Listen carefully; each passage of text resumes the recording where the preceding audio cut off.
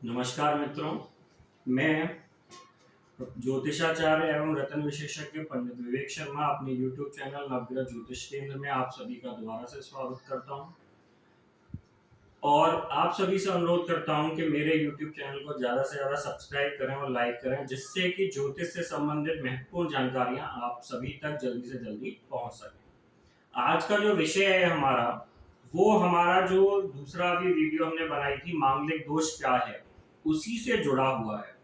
जो मांगलिक दोष में हमने बताया था कि किस तरीके से किन घरों में मंगल के होने पर मांगलिक दोष होता है और किन चीजों को हम जब ध्यान में रखते हैं तो वो दोष खत्म हो जाता है।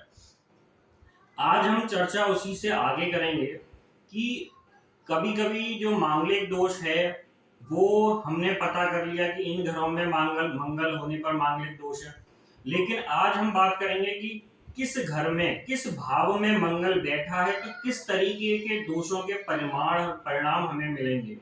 उसी तरीके से एक दूसरी बात ये भी आती है कि कभी कभी बिना जन्म पत्री मिलाए भी वर वधू की शादी कर दी जाती है, या किसी जातक या जातिका के पास जन्म पत्री नहीं होती है तो ये पता नहीं चल पाता है कि मांगलिक दोष है या नहीं है, लेकिन हम कुछ लक्षणों के आधार पर ये पता कर सकते हैं कि मांगलिक दोष अगर है तो हमें उसका क्या उपाय करना है। तो आज की वीडियो में हमारा यही मकसद है कि जो मांगलिक दोष बन रहा है वो किस घर में मंगल के होने पर कैसे प्रभाव देगा और इन दोषों को हम कैसे खत्म कर सकते हैं।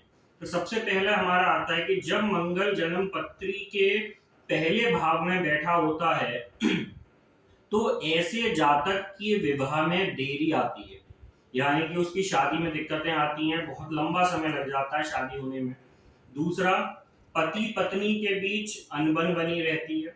अगर शादी हो गई तो पति पत्नी में झगड़े होते रहेंगे या पत्नी कई बार घर छोड़कर भी चली जाती है। दूसरा जो भाव है, यानी कि जब मंगल चौथे भाव में होता है तो इस भाव में मंगल के होने पर इतना कोई डरने की बात नहीं है। वैसे तो मांगलिक दोष में भी कोई ऐसा दिक्कत नहीं है कि लोग मांगलिक दोष के नाम से जितना डरते हैं उतना कुछ होता है। तो जो अगर मंगल चौथे भाव में होता है तो इस दोष को सबसे निम्नतम दोष माना जाता है और ऐसे दोष में, ऐसे मांगलिक दोष में सिर्फ जातक जातिका को छोटी मोटी सी बीमारियां लगी रहती हैं, बाकी कोई ऐसी गंभीर समस्या नहीं रहती है।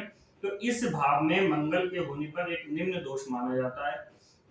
जब मंगल सातवें घर में होता है, यानी जब मंगल सातवें भाव में होता है तो ऐसे में पति पत्नी में आए दिन लड़ाई झगड़े चलते रहते हैं।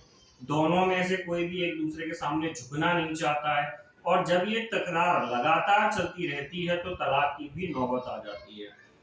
इसके बाद जब मंगल, अगर हम बात करें सातवें घर के बाद जब मंगल आठवें भाव में बैठा हो तो किस तरीके के जो है दोष होंगे।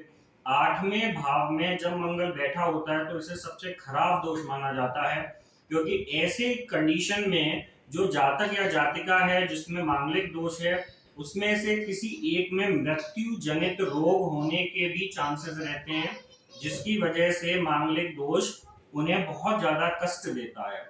जब मंगल 12वें घर में होता है तो ऐसे घर में मंगल के होने पर पति पत्नी में किसी तीसरे की वजह से अनबन बनी रहती है, या उन दोनों में से किसी के प्रेम प्रसंग की वजह से भी दोनों के बीच तकरार बनी रहती है और रिश्ते खराब होते रहते हैं।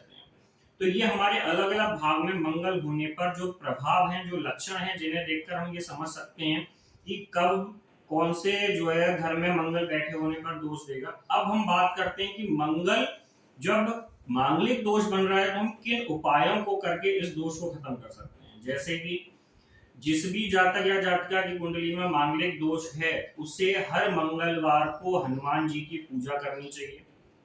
दूसरा, यानी कि मांगलिक दोष में हनुमान जी की अगर हम पूरा पूजा करेंगे तो ये दोष कुछ हद तक कम हो जाता है। दूसरा, 11 मंगलवार तक 2.5 किलो गुड़ मंदिर में दान करें, इससे भी मांगलिक दोष शांत हो जाता है।